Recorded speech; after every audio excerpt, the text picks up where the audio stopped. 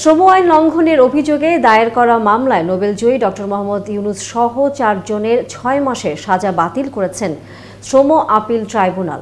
বুধবার শ্রম আপিল ট্রাইব্যুনালের বিচারক এম.এ. আউয়াল এ আদেশ দেন। এই রায়ের ফলে শপথ নিতে আইনগতভাবে বাধা নেই বলে জানিয়েছেন তার আইনজীবী। গত 1 জানুয়ারি শ্রম আইন লঙ্ঘনের অভিযোগে করা মামলায় ডক্টর মোহাম্মদ ইউনূস সহ 4 জনকে 6 মাসের বিনাশ্রম কারাদণ্ড দেয় আদালত। সে সময় প্রত্যেককে 30,000 টাকা করে জরিমানাও করা হয়। তবে আপিলের শর্তে ডক্টর মোহাম্মদ ইউনূস সহ আসামিদের 1 মাসের জামিন দেওয়া হয়।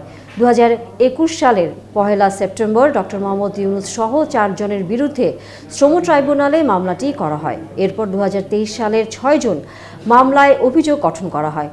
একই বছরের 22 আগস্ট শুরু হয় সাক্ষ্য গ্রহণ, যা শেষ হয় 9 নভেম্বর। সর্বশেষ গত বছরের 24 ডিসেম্বর শুনানি শেষ হয়। আজকে কোর্ট এই সমস্ত জিনিস শুনানি করে বিবেচনা করে আজকে এই আপিলটিকে চূড়ান্তভাবে গৃহীত করেছে, মঞ্জুর করেছেন এবং চার্জের থেকে আসামিদেরকে খালাস দিয়েছেন। আমরা অবশ্যই রায় সন্তুষ্ট, কারণ যেখানে আইনের শাসন প্রতিষ্ঠিত হয়েছে।